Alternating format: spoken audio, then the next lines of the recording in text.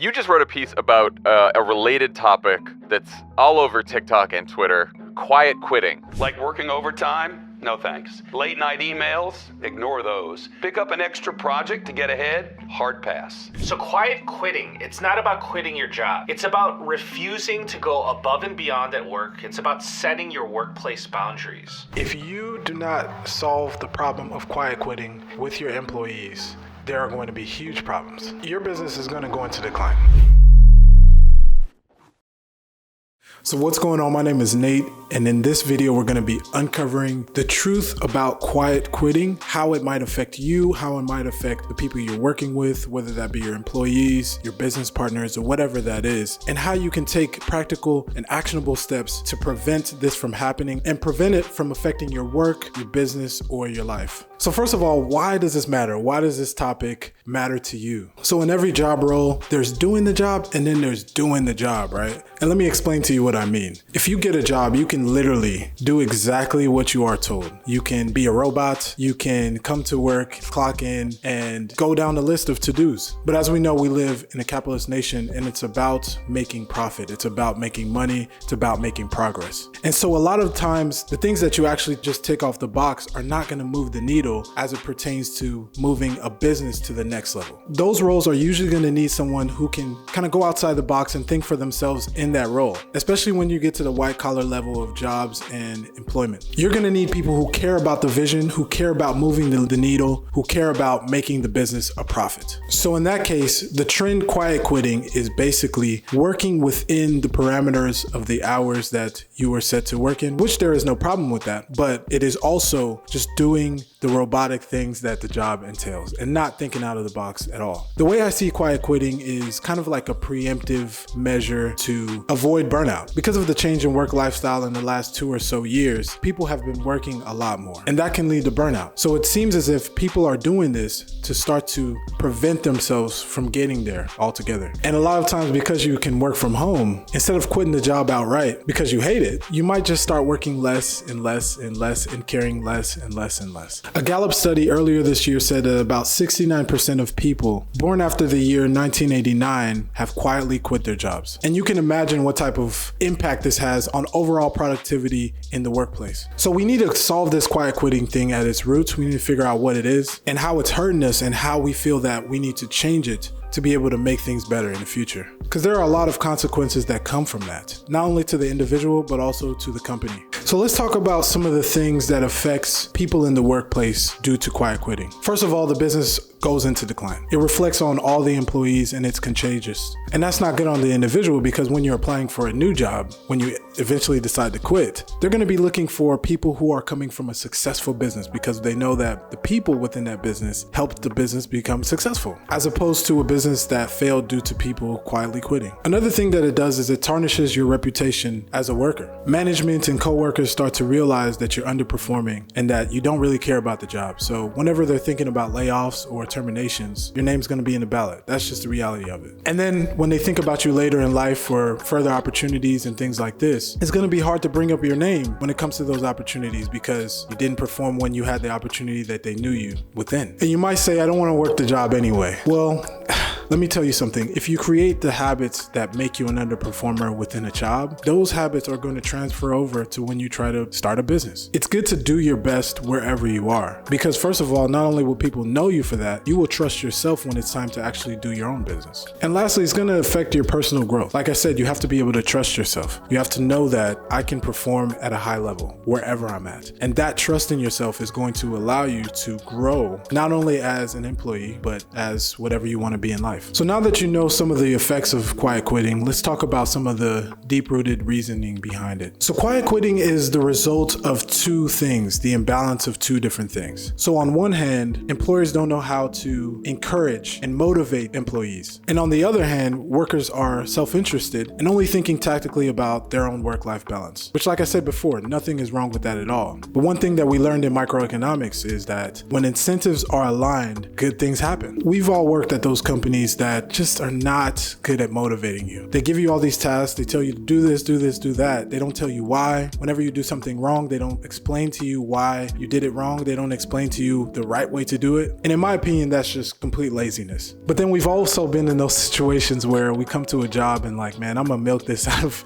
as much as I can. And I'm gonna get paid and I'm gonna do the least amount of work as possible. Well, let me tell you something. Both of those things cancel each other out and they do not produce a good result for anybody. I know what I'm saying might rub people the wrong way, but if you're watching this video, you're the type of person that wants to get better. You're the type of person who wants to increase your level of productivity and increase the quality of your life. And those two things are just not going to cut it. So how do you know that you're quiet quitting? Here are some things that you can identify to see if you are quiet quitting right now. So you might not be attending meetings. They put a meeting on your calendar, you say, I can't make it. It's not because you actually can't make it, it's just you don't want to be there. You could also be arriving late to work or leaving early, especially when you know that no one is looking. Your numbers might be going down. Maybe you're in a sales position and everybody else is exceeding and you're coming down on your numbers. You're contributing less to team projects. When the team is working on a certain project, you're saying the least as possible. You're not trying to talk to anybody. You're really not trying to get involved. It's not because you're not smart enough. It's not because you don't have enough experience. It's just because, I don't want to do that. You may not be participating in planning of meetings. They may be setting things up. They may be going over the meeting minutes for the last meeting and you're just like, I'm not really trying to do that. And then last but most important, you have a lack of passion or enthusiasm in doing the work. When you're actually on your computer, when you're going through the motions, you don't feel it. Like you just feel like, why am I doing this? Trust me, I have been there. So with all this information, all this stuff that I just talked about, now what? First of all, we have to talk about the fact that there's two sides of the coin. There's the side of the employee and there's the side of the employer. So let's talk about the business owners. If you do not solve the problem of quiet quitting with your employees, there are going to be huge problems. Your business is going to go into decline, if not bankruptcy. The business will become stagnant and you'll become frustrated because no one likes stagnancy. And then you will eventually start to lose the drive that caused you to start the business in the first place. And then for employees or freelancers, if you don't deal with these problems now, this is what could happen. Like I said earlier, you could find yourself being shortlisted for downsizing or termination within the company. Your reputation is at stake. And then you'll have difficulty finding another job, or it just won't be easy for you to build more connections within your space. And then that can lead to anxiety or depression or other mental health issues. Because when we're not happy in our work, man, a lot of things can go wrong. So let's talk about how to deal with it. So first of all, you have to recognize that there is a problem. I say this a lot in my videos, but if you don't acknowledge that there's something happening and stop right there and be like, we have to do something about this, it will never change. So you have to talk to your employer and bring that situation up so that they can address it right there in the moment. And that might solve things. And if it doesn't, maybe it's time for you to find a new position that you can feel happy and fulfilled within. And the next thing to do is develop an action plan together. What is the employer going to do to make you feel more comfortable in the role? What are you going to do to communicate with the employer when things go wrong? What are you going to do to increase your performance and increase that drive again that you once had? The next step,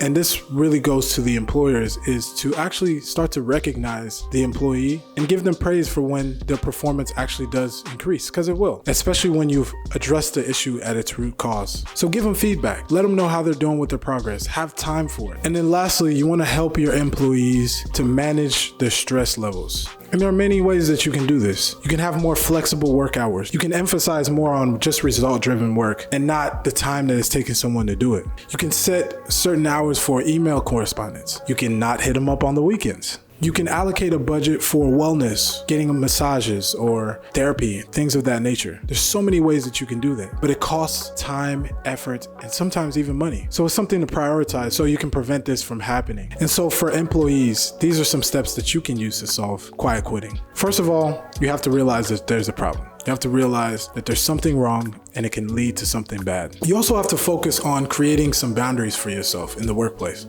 Like I said earlier, you might be feeling like you're about to be burnt out from this work. And so you have to realize what work time is and playtime is. You have to learn to delineate the two. And this next one I really want you guys to pay attention to. So you have to understand when to go above your required work, right? Like I said, we get these tasks and we can just do the task and, be done with it. But is that gonna make us grow? Probably not. So So you have to be strategic on when you decide to go above and beyond. You have to think about, okay, is this thing really going to move the needle? Is this thing something that's going to bring us more profit as a company? Is this something that's going to make our company grow? But then on top of that, you have to understand how it affects you as an individual, not just the company. We've all been there to where you start working on this project or you start this task and you want to do it very well in hopes that your employer is going to look at you and say, good job, or that they're going to appreciate you in a way that makes the work worth it. But we can't do work just so someone notices. Like I said, working hard on a project is not bad. It's good, but you have to make sure that your reasoning behind working on that particular project aligns with you and your personal growth, so that at the end of the day, even if someone doesn't recognize you or congratulate you for doing a great job, you know that you have grown in that role and you can take that wherever. So it's about your personal growth. Next, you want to remove any type of negative frame of thought. When you see a task come your way, and we've all been there, you see that email come your way or see a task come your way, it's like, damn, what they want me to do this too? Like, you just have to get rid of that and understand that your job is about outputs, right? They're supposed to give you tasks. And I know it sounds crazy, but it will help a lot if you just change the way that you think whenever you get that email or you get that notification on Teams or whatever it is. Just change from a negative frame of thought to a more positive one. And then lastly, you want to prioritize the importance of play and rest. Man, the word hustler and the hustle culture has been, I think, detrimental to our mental health as people. I saw a post the other day that said, if you invite me out, you're disrespecting me because I'm focused on my goals. What? When did we stop caring about family? When did we stop caring about the other things that matter in life? When did we stop caring about our friends and relationships that we have? Ladies and gentlemen, the reality of it is, if you don't have someone to spend your hard-earned money with, what's the point of getting it in the first place? When you get the money from working the job or running the business, you'll be miserable because here you are, have worked for all of this stuff, and now all you have is yourself to spend it with. Let's not do that. Don't let anybody fool you. You can be successful and have time for yourself. You can have time to do the other things that you love, because that is what life is about. So what are your takeaways from this video? If you all have ever dealt with quiet quitting, if you're dealing with it now, you know someone who's dealing with it, let me know in the comments how you feel about this concept. And like always, go ahead and leave me a like, comment, and subscribe to my channel if you want to hear more content like this. Once again, I'm Robert-Eze, and thank you so much for watching this video. See you in the next one. Peace.